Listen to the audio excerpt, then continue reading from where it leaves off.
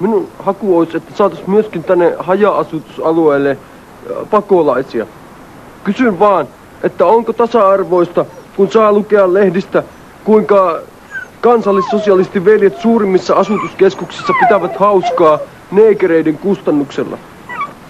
Adolf paikalla. Nuorten aktivointia tarvitaan juuri nyt. Kysyn vaan, että olenko hankkinut nämäkin varusteet täysin turhaan. Dekadenssista tilaamani pilottitakki sekä maihinnoususaappaat eivät ole halpoja. Ja kun laskee mukaan kansanopiston saksankielikurssin lukukausimaksut, voi helposti päätellä, mihin työttömyyskorvausrahani menevät. Pystykorvani Adolf. Kaan ei ole nähnyt kuin pakolaista muuta kuin lehtikuvissa. Kuvan nähtyään se murisee. Lisäksi koiranruokanappulat maksavat omaisuuksia. Istu. Seuraava hankintani tulee olemaan isompi koira. Joko Saksan paimenkoira tai Dobermanni.